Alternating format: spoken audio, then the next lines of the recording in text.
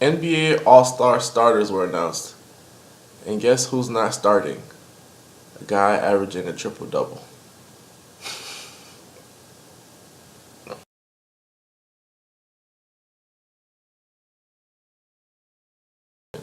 Every year, of course, we have snubs for the NBA All-Star game. It's a given. You know, there's some guys that deserve it more than others. But to blatantly get it this wrong, this year in particular, absolutely makes no sense. Today, the NBA All-Star starters were announced. The East had some of the usual suspects: Kyrie Irving, Jimmy Butler, LeBron James, Giannis Antetokounmpo, and DeMar DeRozan. Now, I agree with LeBron James. I agree with DeMar DeRozan. I agree with Giannis Antetokounmpo. That's a tongue twister. Say that 3 times. Giannis Antetokounmpo. And I also agree with Jimmy Butler. But Kyrie Irving is a no-go. That's a wrap. You have a guy in Boston. He's balling out. While Kyrie Irving is out here averaging about 23 points and 6 assists, or 5.6 assists, you have a guy named Isaiah Thomas averaging 28 points on the Boston Celtics and 6 assists. But he's not a starter. Where did they get that from? Where does that happen in the world?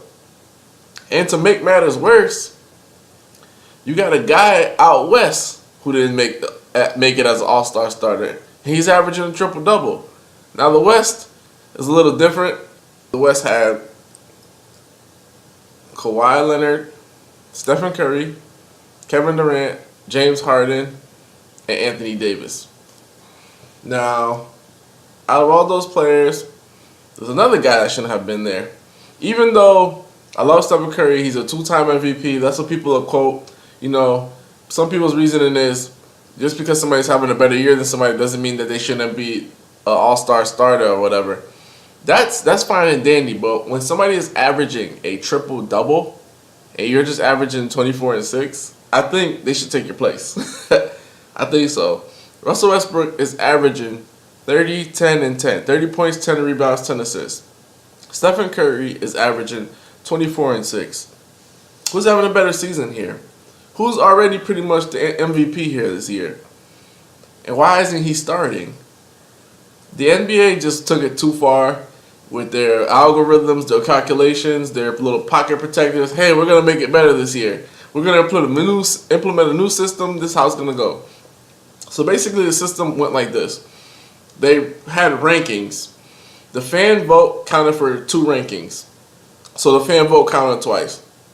Then they had the player vote and they had the media ranking. They took all the votes. So let's just say you had a player vote of 1, which means you're like, they consider you the top, the best, and you had a media ranking of 2. I think you're the second best at that position. Let's say you have a fan vote of 3. So they think you're the fans think you're the 3rd best. So the fans vote counted twice. So you get 2 threes. So you add 3 plus 3.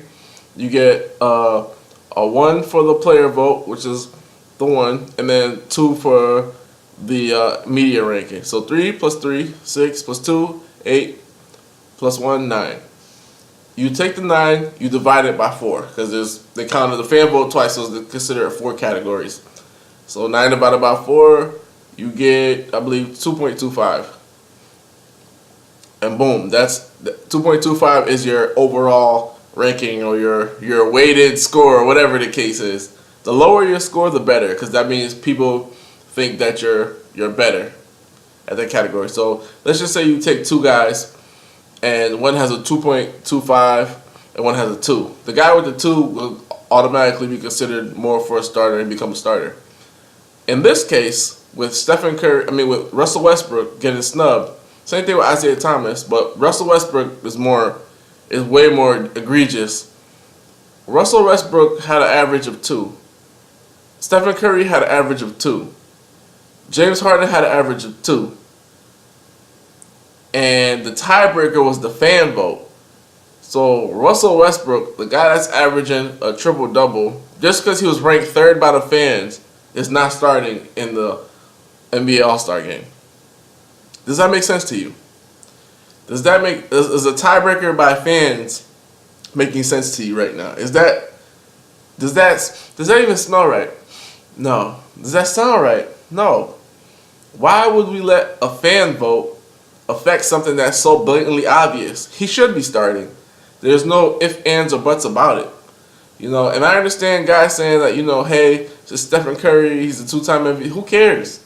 Who cares? We're talking about right now. We're not talking about what happened last year or the year before that. We're talking about right now. And right now, you're witnessing a guy do something that hasn't been done in over 30, 40 years. But he's not starting. Then what's crazy is I could understand Durant being there or whatever the case is, but let's just say you have these 3 guys, Curry, Westbrook, and Harden. If it's such a big deal to have them playing, why don't you take out Durant or take out Kawhi? It's just like take somebody out if it's like that big of a deal.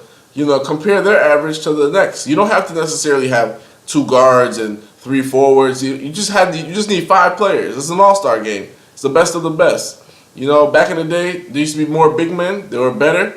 That's why we so many big men. But you don't necessarily need to have 3 forwards or 3 big men and 2. You can mix it up. You can do whatever you want. Plus, most teams in the NBA playing small ball now. Most of them have 1 big on the floor. So why don't you just have 1 big on the floor? That's it. Because for us to see Russell Westbrook get snubbed, it makes absolutely no sense. Like Isaiah Thomas, he's going to get snubbed based on general principle because that's how the league has turned into a popularity contest. And this whole fan voting is just that, popularity contest. A lot of fans don't even start watching basketball until football's over, after the Super Bowl. So they'll start coming in, oh yeah, this team's good, this team's making it to the finals. They haven't watched a game throughout the whole season. They don't understand what's going on, nothing. So this voting is really for the casual fan. And it sucks because you're making their vote count twice as much. At least make it count like 1.5, something like that. You can't make it count twice as much because they're not watching all the games. I think they should do a system where they do a fan vote, a player ranking, and media ranking, and then they should do an ex-player ranking, like a committee of guys, or not ex-player ranking. That's good because these are guys that have been in the NBA. They know what it takes. Just making some of the top guys like Magic Johnson, Julius Erving. Just a committee of 5 guys or whatever, and they'll rank all the guys. Because that could be your 4th vote. You're leaving too much in the hands of fans. And I know you want fans to vote, and you want to give them little text message charges, and you want to get them to subscribe to NBA text or whatever the case is, but this is way too much. This is like way, way too much for Russell Westbrook to be left out as a starter on the NBA All-Star West team. It's way too much. And then Isaiah Thomas snubbed as well. It's like he's having a better year than Kyrie Irving. And the real reason why I want to see Russell Westbrook play as a starter, because I would love to see his dynamic with KD. See if that'll be like a nice little reunion. Think about it. You have KD, Westbrook, and Harden all on the same court. Guys that should have been on the team for many years, but the Oklahoma City Thunder were too cheap to keep them and made a crazy decision. I want to see that. As far as the East, we already see LeBron and Kyrie all the time. I want to see LeBron play with somebody else. I want to see him play with Isaiah Thomas. That would have been awesome. 2 guys. First of all, LeBron is a crazy assister, and he likes guys that can score. Isaiah Thomas can score with the best of them. I would like to see that tandem together. You know what I'm saying? But unfortunately, our fans let us down once again. But it's not the fans' fault because you can't expect casual fans who just vote on a whim to make great decisions. You know what I'm saying? These guys in the league office with their pocket protectors, they just need to get their glasses crunched and punched in the face. This is not Revenge of the Nerds. You guys can't take over. You know what I'm saying? Sometimes the popular guys got to just whack you in the face and get you out of here because it makes absolutely no sense for something that's automatic. Like a guy averaging triple-double, that's automatically a starter. You don't even need to talk about that. That's nothing to talk about. I'm saying James Harden is a starter, that's nothing to talk about. You know what I'm saying? LeBron James this year is a starter, there's nothing to talk about. But when you do some certain things like that, like you're snubbing guys that are having like breakout seasons, makes absolutely no sense. Like, how can Antetokounmpo make it, but not Isaiah Thomas? Like, come on, what are you doing? Like this topic today, a lot of hoopla, a ton of hoopla, because it's not about hoops, man. It's about popularity contests. You can't continue to make a fan's vote be weighted so heavily, especially when a lot of fans just don't know they don't know what they're talking about, don't know the game, don't watch the game all the time. You know what I'm saying?